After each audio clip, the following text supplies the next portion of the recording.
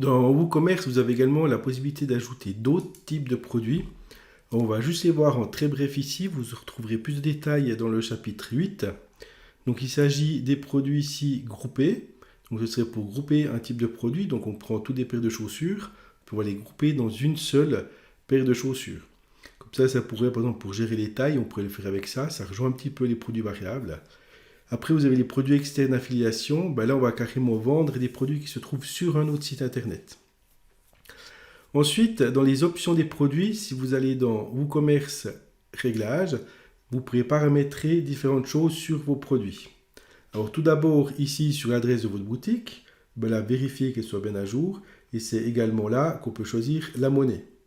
Donc là, si je vous mettais le franc suisse, vos prix seront en francs suisses. Il existe des plugins, si jamais, pour rajouter d'autres devises.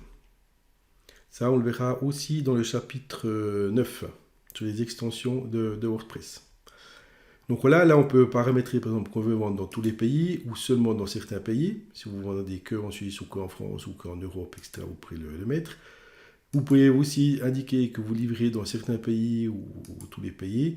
Et puis l'adresse du client par défaut, c'est l'adresse de base de la boutique, la géolocalisation, etc. Donc si vous faites avec la géolocalisation, vous pourriez faire un système que le site apparaisse en allemand si la personne allemande, etc. sur la géolocalisation lui fait parvenir certaines choses. Vous pouvez activer la TVA, le calcul des coûts de taxes. Donc ça, on le fera aussi après coup. Activer les codes promo. Donc on peut faire des systèmes de bons de réduction. Ça, on le verra aussi. Ensuite, dans les produits ici, nous avons des paramètres. Donc dans les produits, nous avons dans le général la page boutique. Ce sera la page qui s'appelle boutique. Donc c'est sur cette page boutique que va s'afficher vos produits. Le comportement d'ajouter au panier, c'est soit vous redirigez la page panier après un ajout réussi, donc vous pourrez rediriger la page panier, ou activer le bouton Ajax d'ajout au panier sur les archives. Donc ça aura une influence sur le système d'achat. Donc soit il vous met un petit message comme quoi s'ajouter au panier, ou vous redirigez par exemple directement dans la page checkout, donc de paiement, quand vous avez fait un achat dans le panier. L'image indicative. L'image indicative, donc ici vous devez mettre le numéro de l'image qui sera affiché si vous n'avez pas mis d'image par défaut dans votre produit. Donc comment on fait pour trouver ce numéro d'image? Vous allez ici dans Médias, vous cliquez pour votre bibliothèque. Si je prends par exemple ici cette image-là, qui sera l'image qui sera affichée par défaut des produits qui n'auront pas d'image, je clique sur cette image, et ici vous voyez l'item, vous voyez le 265. Donc c'est ce numéro-là qu'il faudra reprendre. Donc si je vais voir maintenant, si je retourne dans WordPress, WooCommerce, réglages, je vais voir dans Produits, ici, que c'est bien l'image 265. Après les dimensions, l'unité de poids, vous pouvez mettre des kilos, vous pouvez mettre d'autres unités de poids, ça dépend dans quel pays vous vendez. Les unités de mesure, centimètres, millimètres, pouces, etc. Vous pouvez activer les avis des produits. Donc là, ça veut dire que les personnes pourront mettre des commentaires sur vos produits. Activer le libellé acheter certifié sur les avis des clients. Permettre les avis uniquement aux acheteurs certifiés.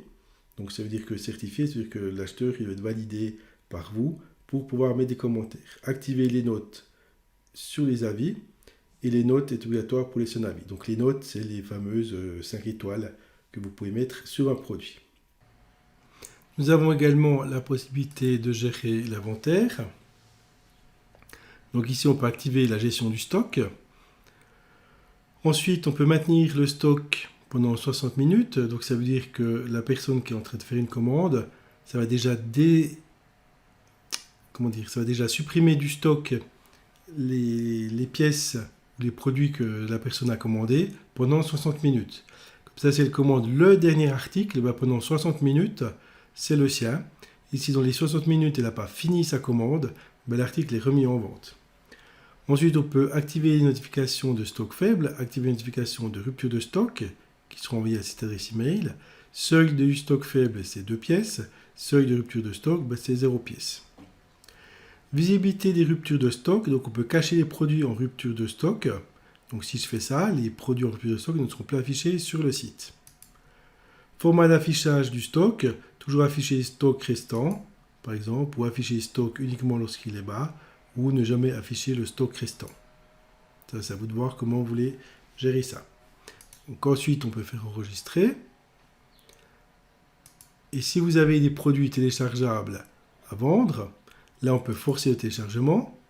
On peut faire une redirection qui va directement sur le fichier en question, ou rediriger uniquement s'il y a absence de sécurité. Donc les téléchargements nécessitent d'être identifiés. Donc est-ce que la personne doit se connecter pour avoir son téléchargement ou pas? Est-ce que vous autorisez l'accès aux produits téléchargeables après le paiement ou pas? Ou vous attendez un mail? Le nom du fichier, ajouter une chaîne unique au nom du fichier pour garantir la sécurité. Évidemment, si tout le monde connaît votre fichier, le lien de téléchargement, ils peuvent se le repasser entre eux. Donc là, ça va ajouter une chaîne de sécurité pour éviter cela.